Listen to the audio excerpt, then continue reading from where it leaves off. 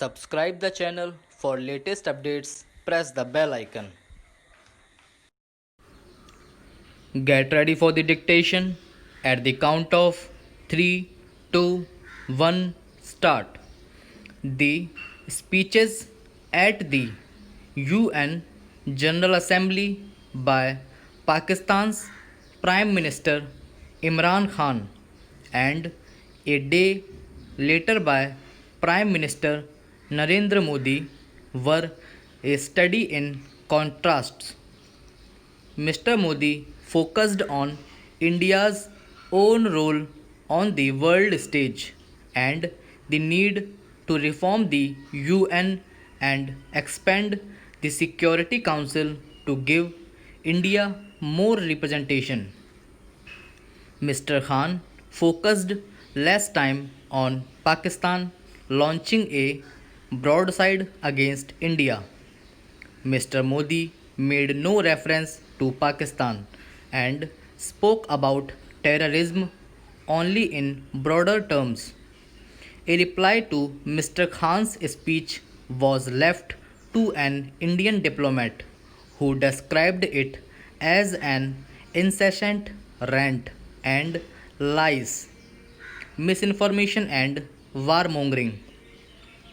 Mr. Khan's references to India, which formed more than a third of his text, repeated the vilification in his previous speeches, accusing the Modi government of state sponsorship of Islamophobia, of following an extremist ideology of the RSS, which he claims is inspired by Nazi concepts of racial purity and supremacy and of planning to cleanse the country of minorities.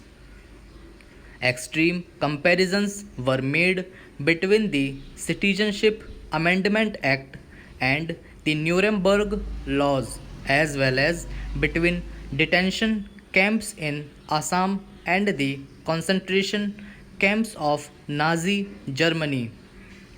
Next, he launched into a diatribe on Jammu and Kashmir, more or less mirroring his speech of last year, which included accusations that the government's moves to dilute Article 370 and recognize J&K state into union territories were akin to a final solution of genocide for the state and contravenes UN laws. He concluded with a reference to LOC tensions, where ceasefire violations have risen, ending on an exaggerated note that referred to Kashmir as a nuclear flashpoint. Mr. Khan's speech can be easily countered and dismissed, as the government has.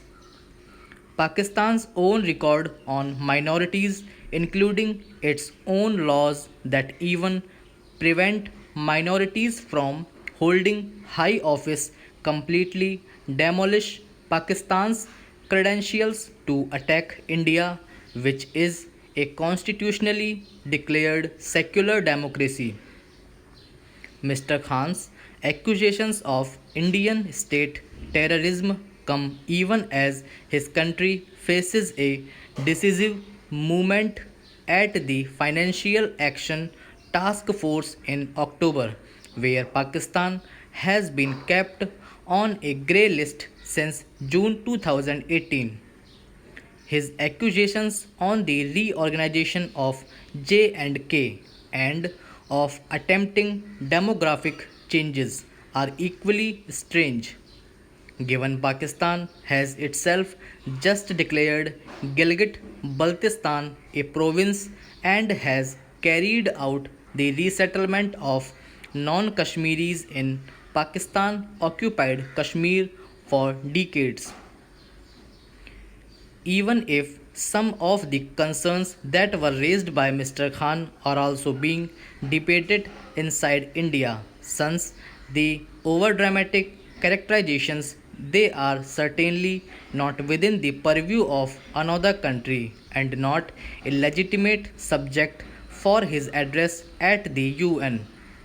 While India can safely disregard his barbs, it must not underestimate their intent as part of a larger strategy to consistently hurl these allegations against India in the hope that some of it will stick.